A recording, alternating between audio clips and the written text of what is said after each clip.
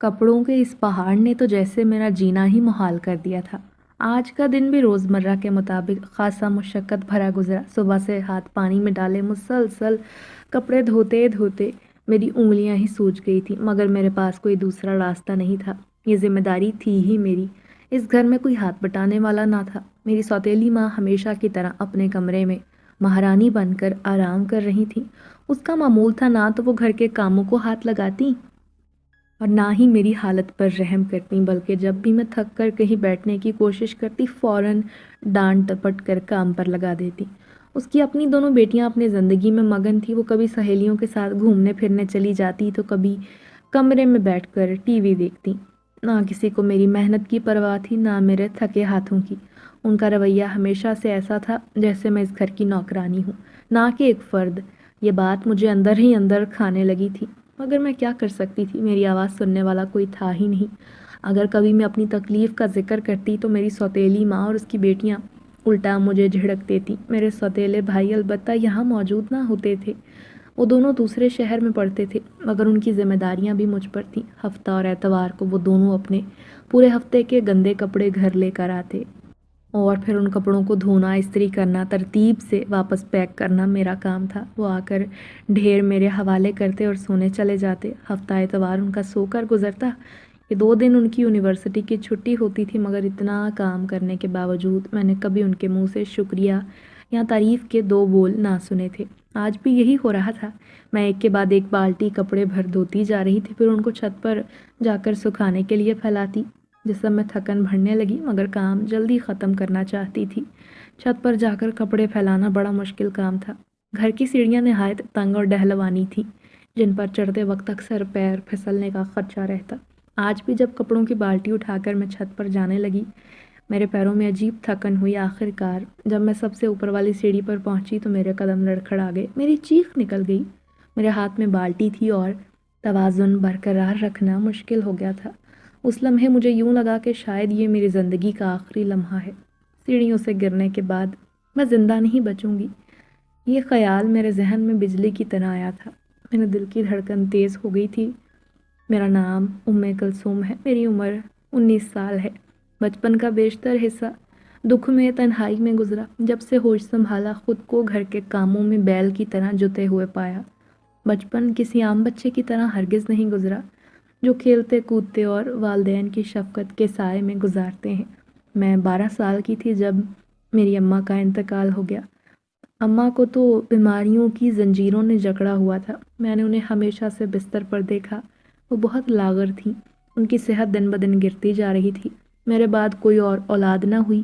ان کی خدمت کے لیے ایک ملازمہ رکھی گئی تھی جو شاید میری نانی نے ان کے لیے بھیجی تھی تاکہ ان کی دیکھ بھال کر سکے، مگر ملازمہ بھی میری ماں کی تکلیف کو ختم نہ کر سکتی تھی۔ وہ اپنی خدمت کروانے کی بجائے ہر وقت اسے میرا خیال رکھنے کا کہتی، کیونکہ ان کی بیماری کے ساتھ ساتھ ان کے دل پر جو بوجھ تھا وہ اور زیادہ تکلیف دہ تھا۔ انہیں بس یہی خیال تھا کہ ان کے بعد میرا کیا ہوگا۔ وہ میرے باپ کی لاپرواہی سے شروع دن سے واقف تھیں۔ باپ نے کبھی مجھ پر کوئی توجہ نہ دی تھی۔ وہ ملازمہ کو کہتی کہ میرے جانے کے بعد میری بیٹی کا خیال تمہیں رکھنا ہے۔ ملازمہ ادھیڑ عمر کی عورت تھی جن کا نام خالہ سکینہ تھا۔ میرے والد ہمیشہ اماں سے ناراض رہتے۔ ان کی نظر میں میری ماں ان کے سر پر تھوپا گیا ایک بوجھ تھی جسے نہ چاہتے ہوئے بھی وہ اٹھانے پر مجبور تھے۔ یہ ناراضگی صرف ان کے رویے سے نہ دکھتی تھی بلکہ ان کی باتوں میں بھی جھلکتی۔ وہ اکثر سب کے سامنے اماں کو برا بھلا کہتے کہ ان کی شادی ایک ایسی عورت سے کروا دی گئی جو نہ صرف بیمار تھی بلکہ ان کی زندگی کے تمام خوابوں اور خوشیوں کو برباد کر گئی۔ یہ باتیں سن کر ماں کے چہرے پر غم کے سائے مزید گہرے ہو جاتے اور وہ کچھ نہ کہتی۔ وہ کسی سے اپنے دل کا حال نہ کہتی تھی۔ میں نے بیشتر بار اماں کو اکیلے بیٹھ کر آنسو بہاتے دیکھا۔ وہ چپ چاپ رہتی اپنے آپ میں، جیسے دل کی تکلیف کسی کو بتانے سے قاصر ہوں۔ کبھی کبھار میں ان کے پاس جا کر ان سے کچھ کہنے کی کوشش کرتی، مگر ان کے گال پر بہتے آنسو، ان کی خاموشی مجھے بے بس کر دیا کرتی۔ ان کی حالت دیکھ کر میں اندر سے ٹوٹ جاتی تھی۔ والد کا رویہ، ان کی ناراضگی کسی اتفاق کا نتیجہ نہ تھی بلکہ ایک گہری وجہ تھی جس کا ذکر وہ اکثر اپنی جھنجھلاہٹ میں کر دیا کرتے تھے۔ ابا شروع سے اپنی کولیگ جو کہ خوش شکل اور خود مختار عورت تھی اسے پسند کرتے تھے۔ وہ عورت ان کی نظر میں ذہین تھی ان کے معیار کے مطابق تھی، مگر میری دادی نے ان کی پسند کو قبول نہ کیا۔ میری دادی کی نظر میں خاندان کی عزت اور اپنی بیٹی کے وٹے سٹے میں کیے گئے رشتے زیادہ اہم تھے، انہوں نے میرے ابا کی پسند کو ایک طرف رکھتے ہوئے زبردستی ان کی شادی میری ماں سے کروائی۔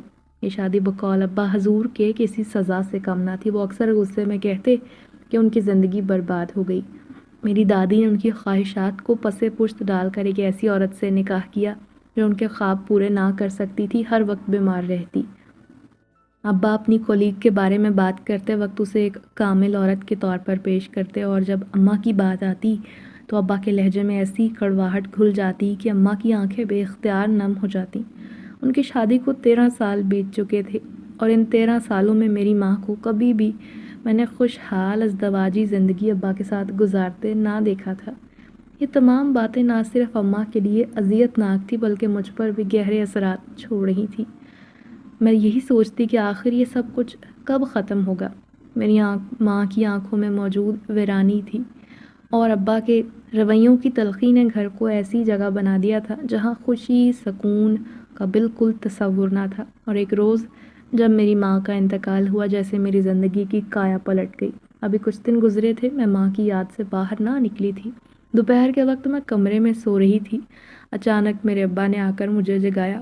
کلثوم اٹھ جا، دیکھ کون آیا ہے۔ میں نے اٹھ کر دیکھا تو ایک اجنبی عورت کھڑی تھی، اس کے ساتھ 2 چھوٹے بچے اور ایک میری عمر کی لڑکی تھی۔ ابا نے نہایت بے رحمی سے کہا، کلثوم یہ ختیجہ ہے، میں نے بہت سال پہلے اس سے شادی کر لی تھی، مگر تمہاری ماں کی بیماری کی وجہ سے میں پہلے اسے یہاں نہیں لا سکا۔ اب جب تمہاری ماں نہیں رہی تو میں نے فیصلہ کیا ہے ختیجہ اور اس کے بچے یہیں رہیں گے۔ یہ میری پسند ہے جس کے بارے میں ہمیشہ آپ لوگوں کو بتایا کرتا تھا۔ یہ سن کر میرے پیروں تلے سے زمین نکل گئی۔ میرے ابا نے نہ صرف اماں کو دھوکہ دیا تھا بلکہ مجھے بھی اپنی محبت سے محروم رکھا تھا۔ وہ عورت ختیجہ میری سوتیلی ماں بن گئی۔ تب وہ اس وقت ان کی محبت سے سرفراز تھیں۔ وہ ہر وقت اپنا بڑا خیال رکھتیں، دن بھر آرام کرتیں، ہر چھوٹے بڑے کام کے لیے مجھے پکارتیں۔ مجھے نہ صرف ان کا کام کرنا ہوتا بلکہ ان کے بچوں کی دیکھ بھال بھی میری ذمہ داری تھی۔ ان کے آنے کے بعد ابا کا رویہ مزید کڑوا ہو گیا۔ وہ ہر وقت ختیجہ کی بات سنتے، اگر کبھی گھر کی ملازمہ میری حمایت میں کچھ کہنا چاہتی تو میری ماں اس پر سخت ناراض ہو جاتی، اور پھر ایک دن انہوں نے ملازمہ پر چوری کا الزام لگا کر اسے گھر سے نکال دیا۔ اس دن کے بعد سے میرا دل اور بجھ گیا۔ ملازمہ کے جانے کے بعد میرا کوئی اپنا گھر میں نہ بچا تھا جو میری بات سنتا، میرے دکھ کو سمجھتا۔ تب میں 5ویں میں پڑھتی تھی، مگر اماں نے مجھے اسکول سے بھی آہستہ آہستہ ہٹا دیا۔ ان کے بچے اعلیٰ اسکولوں میں تعلیم حاصل کرتے تھے، مگر مجھے بنیادی حق سے محروم کر دیا گیا۔ میری زندگی صرف گھر کے کام کرنا اور ان کے بچوں کو پالنا تھی۔ بچے اسکول سے آ کر مزے کرتے، میں ان کے جوتے ترتیب سے رکھتی، کپڑے تہہ لگاتی، ان کے لیے کھانے پینے کا انتظام کرتی۔ میری دنیا سکڑ کر قید خانہ بن گئی تھی۔ میں نے اپنی ماں کو کھویا اور باپ کو کبھی پایا ہی نہ تھا۔ یہ نیا بوجھ، یہ نئی ذمہ داریاں میرے کندھوں پر تھی جنہوں نے میرے بچپن کی ابتدائی خوشیوں کو ہی نگل لیا تھا۔ تنہائی تھی کہ روز بروز بڑھتی جا رہی تھی، راتوں کو خوف آنے لگا تھا۔ اکثر خیال آتا، کیا میری زندگی یوں ہی رہے گی؟ کیا کبھی مجھے چین، سکون، خوشی نصیب ہوگی؟ یہ وہ سوال تھے جن کے جواب تلاش کرنے میں میں ناکام رہتی۔ ابا سرکاری محکمے میں نوکری کرتے تھے۔ ختیجہ کے آنے کے بعد ان کی توجہ اور محبت جیسے کسی اور دنیا میں منتقل ہو گئی تھی۔ پہلے وہ جو بھی شے لاتے اماں کے ہاتھوں میں رکھتے، مگر اب ہر چیز ختیجہ کے ہاتھ پر رکھتی جاتی۔ میں تو اب جیسے کسی گنتی میں ہی نہ آتی تھی۔ ختیجہ نہایت چالاکی سے ان چیزوں کا اپنی مرضی سے استعمال کرتی، گن چن کر سب کا حصہ نکالتی، مگر اندرونی طور پر وہ سب کچھ اپنی مرضی کے مطابق کر رہی تھی۔ وقت گزرتے کے ساتھ میں نے دیکھا کہ میری سوتیلی ماں نے اپنی ذاتی مفاد کے لیے منصوبہ بندی شروع کر دی۔ مہینے میں جب بھی ابا کی بھاری تنخواہ آتی، سب سے پہلے وہ کبھی سونے کی چوڑیاں بنواتی تو کبھی اپنی بیٹیوں کے لیے سونے کی بالیاں خریدتی۔ سب کچھ ان کے مستقبل کے لیے جہیز کے طور پر جمع کیا جانے لگا تھا۔ جب میری بات آتی تو مجھے ان لڑکیوں کی اترن پہننی پڑتی۔ میری سوتیلی ماں کے نزدیک میری حیثیت ملازمہ کی سی تھی۔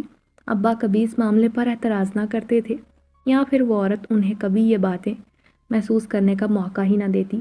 وہ اس کی ہر بات مانتے اور کبھی مجھے یہ محسوس نہ ہونے دیا کہ میں ان کی بیٹی ہوں، اور میری زندگی وقت کے ساتھ مزید محدود ہوتی چلی جا رہی تھی۔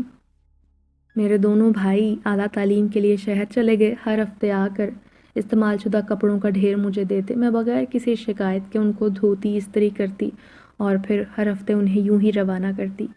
میرے ابا اس پر کبھی کچھ نہ کہتے تھے، گویا یہ میری ذمہ داری تھی۔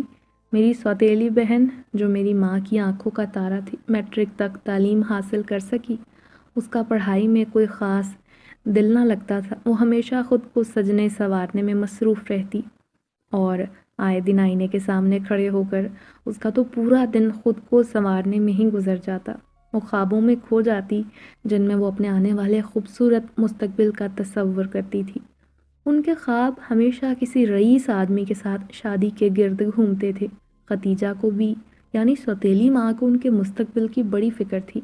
ختیجہ اکثر فون پر مختلف لوگوں سے بات کرتی رہتی، کبھی وہ کسی قریبی رشتہ دار سے اچھے رشتوں کے بارے میں مشورہ لیتی تو کبھی کسی دور کے جاننے والے سے اپنی بیٹی کے خوابوں کے شہزادے کے بارے میں پوچھتی۔ وہ اپنی بیٹی کے لیے بہترین رشتہ ڈھونڈنے میں کوئی کسر نہ چھوڑنا چاہتی تھی، مگر جب بات مجھ پر آتی، میں نے کئی بار ابا سے بات کرنے کی کوشش کی کہ آپ میری زندگی کو بہتر بنانے کے بارے میں سوچیں، مگر وہ ہر بات کو نظر انداز کرتے تھے۔ ان کے نزدیک ان کی ترجیح وہی لوگ تھے۔ میں ان کے دل سے ہمیشہ کے لیے کوسوں دور ہو گئی تھی، اور یہی سوچ میری زندگی کی سب سے بڑی درد بن گئی۔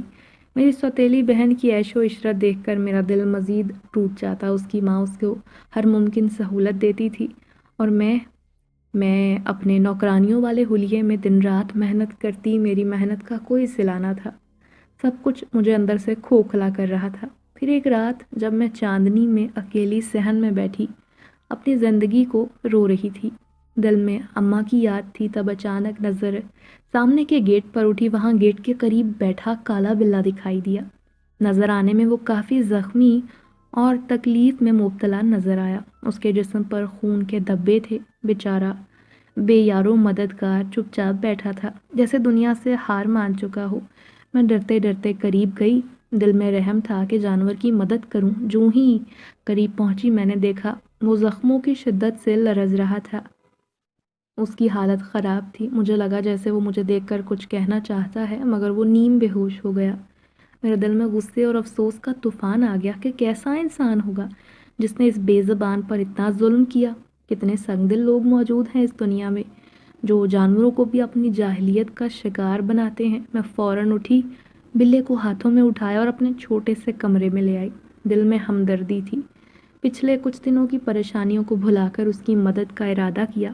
کمرے میں آ کر میں نے دوائی کا ڈبہ نکالا، پائیوڈین کی مدد سے اس کے زخمی پیر کا علاج کیا۔ بیچارے کا پیر اتنی بری طرح کچلا ہوا تھا کہ زخم صاف کرتے ہوئے مجھے دلی تکلیف محسوس ہوئی۔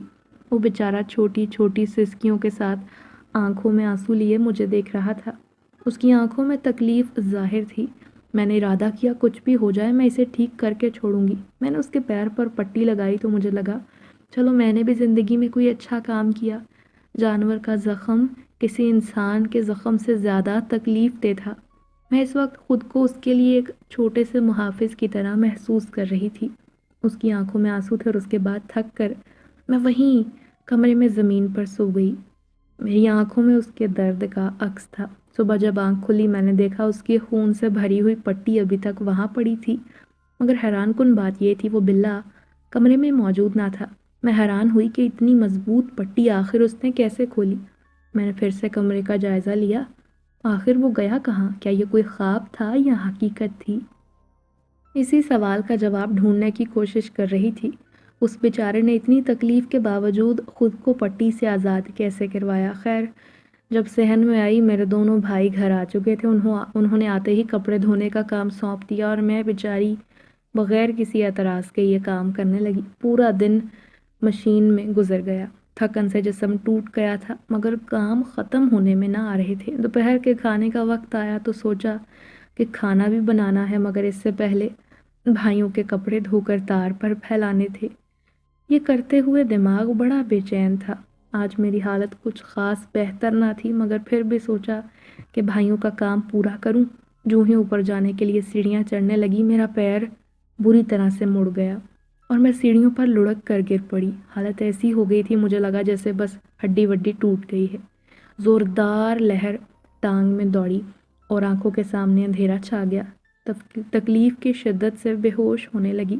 تب لگا کسی نے مجھے فوراً پکڑ لیا ہے۔ میں سمجھ نہ پائی کیا ہوا، مگر واضح محسوس ہوا کہ وہ مجھے اٹھا کر کہیں لے جا رہا ہے۔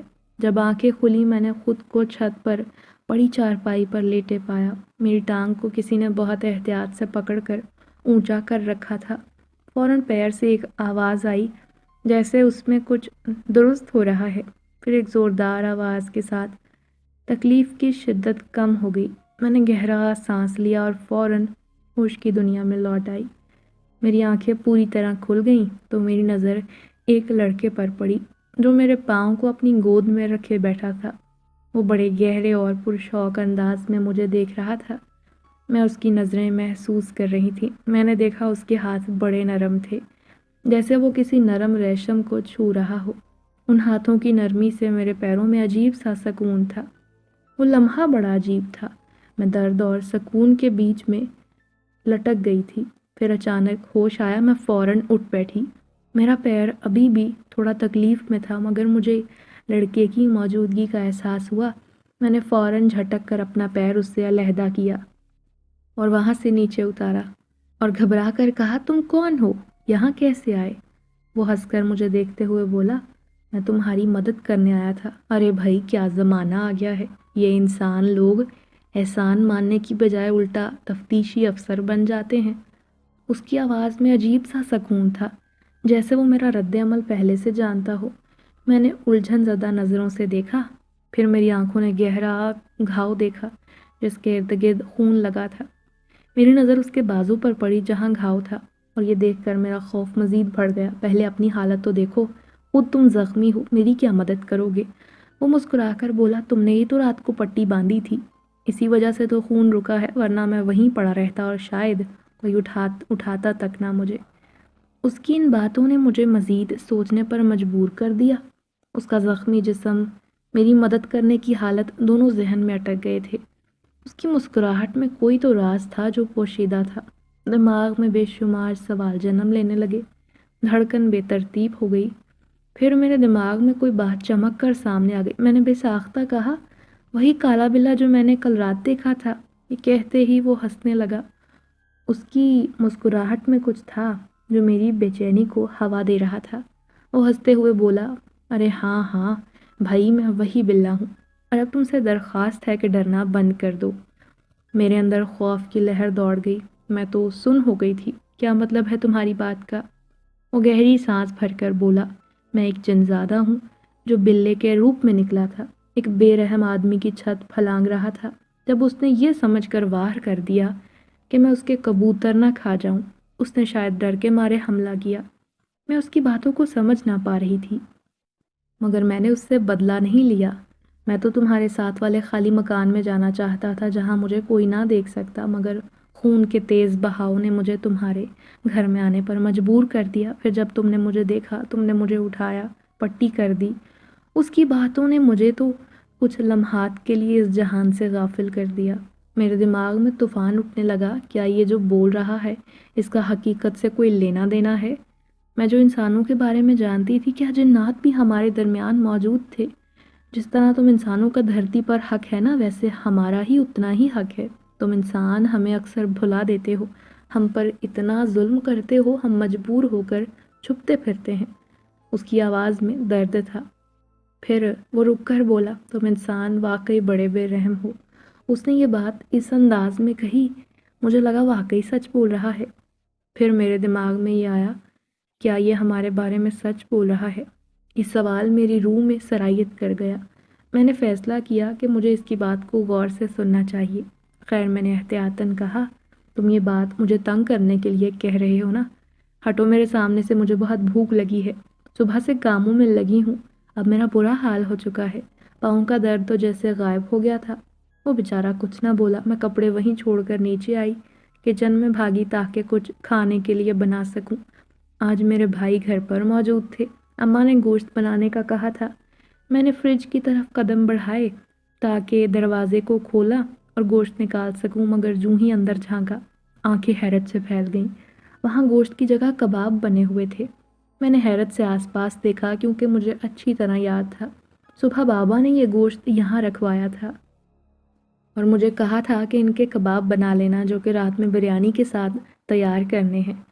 میرے ذہن میں سوالوں کا طوفان اٹھنے لگا۔ میرے علاوہ تو کوئی گھر کے کام کو ہاتھ نہیں لگاتا، تو پھر یہ اتنے مزے کے کباب آئے تو آئے کہاں سے؟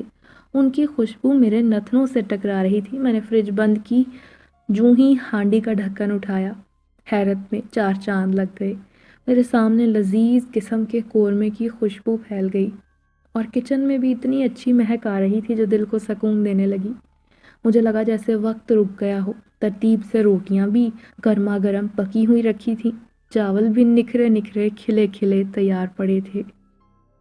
میں حیرت کے سمندر میں غوطہ زن تھی، تب مجھے ماں کی آواز آئی، کب سے کھانا بنانے میں لگی ہو لڑکی؟ کیا ابھی تک تمہارا کھانا تیار نہیں ہوا؟ تمہارے بھائیوں کو بھوک لگی ہے، 2 بجنے کو ہیں، تمہارے ابا آتے ہوں گے۔ میں نے فوراً اماں کو دیکھا۔ میری حالت خاصی عجیب ہو رہی تھی۔ اماں دروازے کے پاس کھڑی مجھے دیکھ رہی تھی، مگر میرے دماغ میں جو سوال تھے ان کا جواب صرف وہی مجھے دے سکتا تھا۔ میں نے کہا، جی امی، بس ابھی کھانا لگاتی ہوں، 2 منٹ دے دیں، میز پر آنے کا سب کو کہہ دیں۔ وہ چڑھتے ہوئے بولی، یہ کام بھی اب میں کروں گی؟ شرم تو تمہیں نہیں آتی؟ جلدی کھانا لگاؤ لڑکی۔ وہ وہاں سے چلی گئی۔ میں نے کھانا برتنوں میں نکالا اور میز پر رکھا۔ دل میں ایک اور خیال آیا۔ جوں ہی نظر سیڑھیوں کی طرف گئی، وہ لڑکا مجھے دیکھ کر وہاں بیٹھا مسکرا رہا تھا اور اس کی مسکراہٹ اتنی دلکش تھی۔ خیر، تیز تیز ہاتھ چلاتی رہی، کھانا پلیٹوں میں نکالتی، میز پر رکھتی۔ دل میں ایک اور خیال آیا، اگر اماں نے اس لڑکے کو یہاں دیکھ لیا، مجھے تو جان سے مار ڈالیں گے۔ مجھے فوراً اس بات کا خوف محسوس ہونے لگا۔ پھر میں نے سوچا، یہ کھانا بھی یقیناً اس کی مہربانی سے بنا ہوگا۔ جنات تو ویسے بڑی طاقتیں رکھتے ہیں، اور اب شاید مجھے یقین ہو گیا تھا کہ وہ واقعی انسان نہیں۔ مگر اس کا مقصد کیا ہے؟ یہ بھلا میری مدد کیوں کر رہا تھا؟ کیا یہ میرے گھر میں مزید مشکلات پیدا کر دے گا؟ اب جب میں اس سے ملوں گی تو کہوں گی کہ تم ہمارے گھر سے چلے جاؤ۔ کہیں ایسا نہ ہو میری زندگی میں مزید پیچیدگیاں آ جائیں۔ سوچیں الجھنیں بڑھتی جا رہی تھی۔ سب کے لیے کھانا لگا کر میں نے اپنا کھانا کچن میں چھوڑا، کیونکہ جب تک سب کھانا کھاتے میں تب تک سب کے لیے چائے بناتی۔ کھانے کے فوراً بعد سب لوگ وہیں میز پر بیٹھ کر چائے پیتے تھے۔ چائے کا پانی چولہے پر رکھ کر خیال آیا کہ میں نے کپڑے سکھانے کے لیے تار پر ڈالنے ہیں۔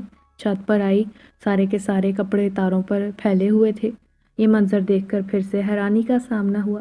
زندگی میں پہلی بار مجھے تھوڑی سی سکون کی کیفیت محسوس ہو رہی تھی، اور وہ بھی اس شخص کی وجہ سے جسے میں نے برا بھلا کہا۔ مگر اب جب میں چھت پر آئی وہ مجھے کہیں دکھائی نہ دے رہا تھا۔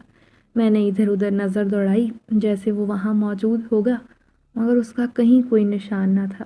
دل میں ایک عجیب سی بے چینی پیدا ہوئی، جیسے کچھ کمی ہو، کوئی خلا ہو اس کے جانے سے جو پیدا ہو گیا ہو۔ خیر، میں نے نیچے آ کر سب کو چائے دینے کے بعد خود کھانا کھانے لگی۔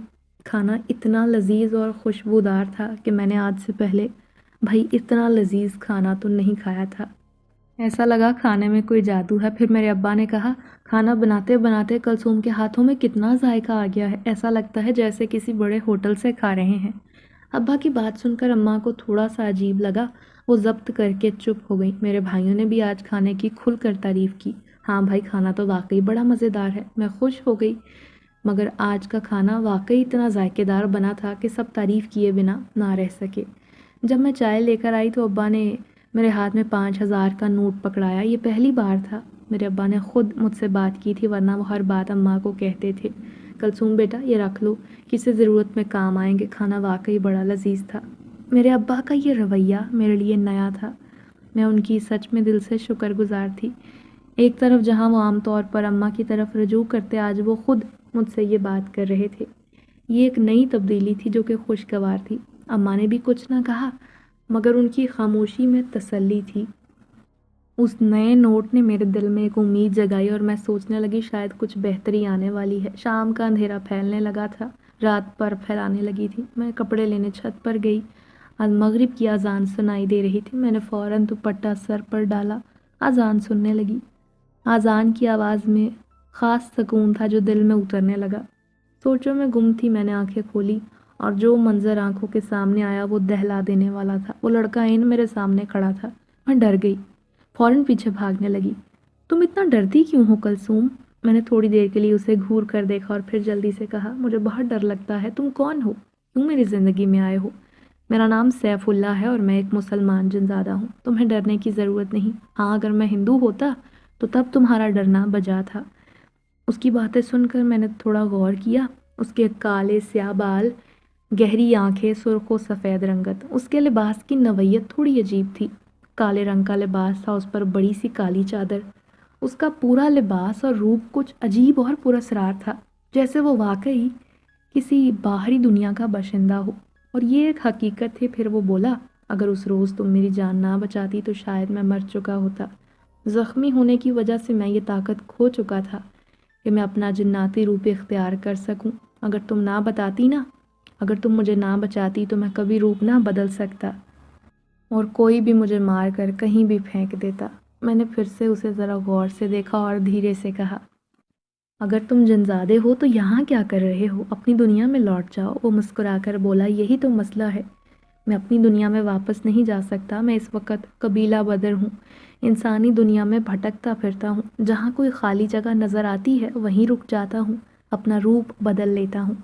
مجھے اپنے تمام روپوں سے زیادہ انسانی روپ اختیار کرنا آسان لگتا ہے، اور اس میں کچھ خاص مزہ بھی ہے۔ میں صرف انہی لوگوں کو نظر آتا ہوں جنہیں میں خود کو دکھانا چاہتا ہوں۔ تمہیں فکر کرنے کی ضرورت نہیں۔ اس کا یہ کہنا تھا کہ صرف وہ مجھے ہی نظر آتا ہے۔ خیر، میں نے بات بدلتے ہوئے کہا، آج کھانا بڑا مزیدار تھا، اس کے لیے میں تمہاری شکر گزار ہوں۔ اور جب میں کھانا بنا رہی تھی تم نے کپڑے بھی تار پر پھیلا دیے۔ وہ بولا، ہاں ہاں، اب استری بھی میں کر دوں گا۔ یہ سن کر ہم دونوں کھل کر ہنسے۔ اس کی مسکراہٹ اور اس کا ہنسنا مجھے کچھ ایسا لگا جیسے اسے پا کر میں ایک لمحے کے لیے دنیا کی سب سے خوش قسمت لڑکی بن گئی ہوں۔ پھر میں نے کہا، اچھا اب مجھے جانا ہوگا، اندھیرا ہو گیا ہے۔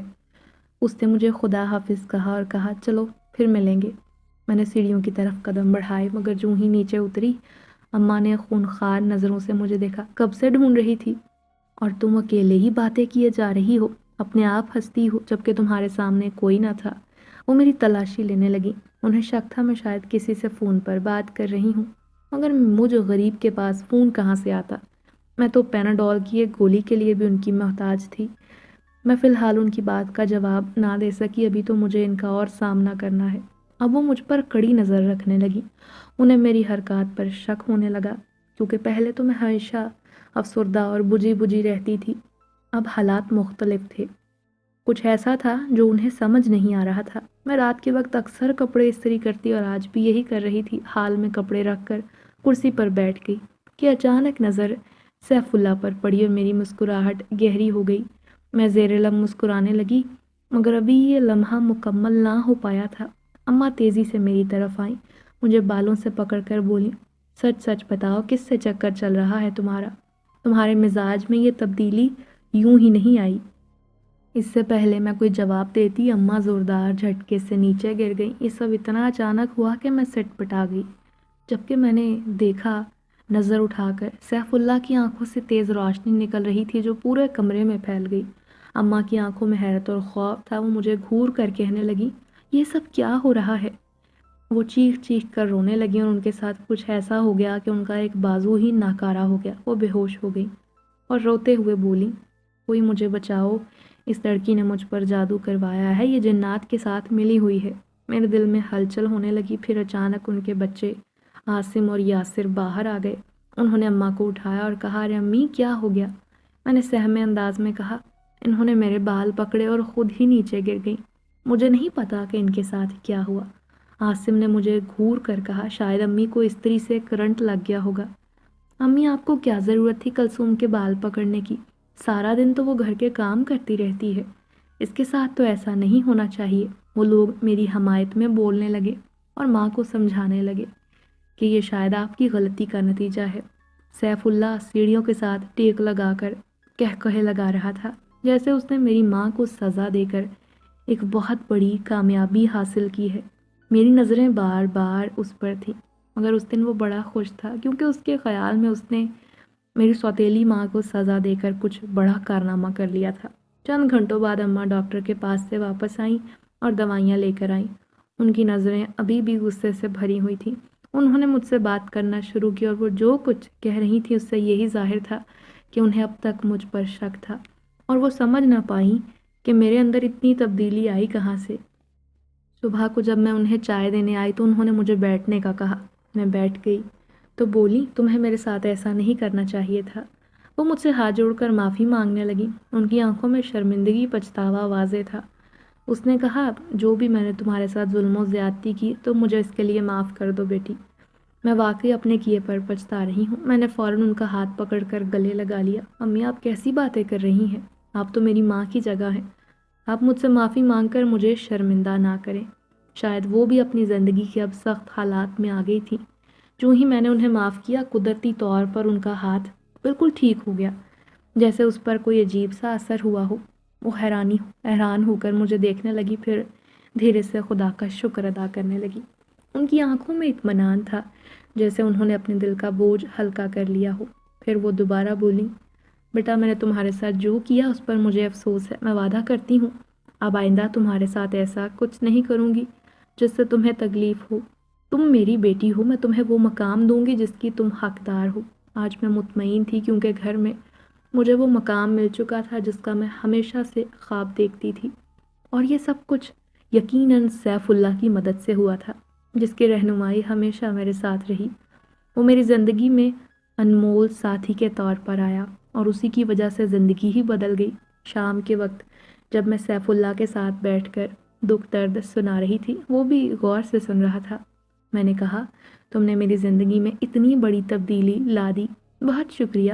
ارے یہ تو تمہارا حق تھا۔ تم نے اس حق کو حاصل کرنے کے لیے جو جدوجہد کی ہے وہ میرے لیے قابل ستائش ہے، اور مجھے اس میں اپنا کچھ کمال نہیں لگتا۔ ہاں، البتہ ایک بات ہے جو کہنا چاہوں گا کہ شاید تمہارے لیے وہ انسان نہیں آیا تھا جو تمہیں یہ سب کچھ دلوا سکے۔ دیکھو نا، تم نے میری مدد کی اتنے مشکل وقت میں، اور میں نے تمہارا حق ادا کر دیا۔ اس قرض کو میں نے ادا کر دیا۔ میں جانتی تھی اس کے لیے یہ سب کرنا کوئی معمولی بات نہ تھی۔ اس نے جو وعدہ کیا تھا وہ حقیقت میں ایک بہت بڑا قدم تھا۔ میں یہ سب سن کر بہت خود کو پرسکون محسوس کر رہی تھی۔ پھر اچانک وہ گویا ہوا، اب مجھے اپنی دنیا میں لوٹ جانا ہوگا، کیونکہ یہ میری دنیا نہیں، یہ تو تمہاری ہے۔ اس کی باتوں میں گہرا دکھ تھا۔ میں جانتی تھی کہ انسان اور جنات کا ایک ساتھ رہنا ممکن ہی نہیں۔ اگر ایسا ممکن ہوتا تو شاید میں اس عظیم جنزادے سے ہی شادی کرتی، مگر اب تو وہ میرا مخلص دوست بن چکا ہے، جس کی مدد سے میں نے اپنی زندگی میں وہ کھویا ہوا مقام حاصل کیا جو پانے کی مجھے کبھی دور دور تک امید ہی نہ تھی۔ اور آج میں اپنے امی ابو، اپنے دونوں بھائیوں اور اپنی بہن کے ساتھ ایک اچھی زندگی گزار رہی ہوں، جہاں مجھے والدین کا پیار، ان کی شفقت میسر ہے۔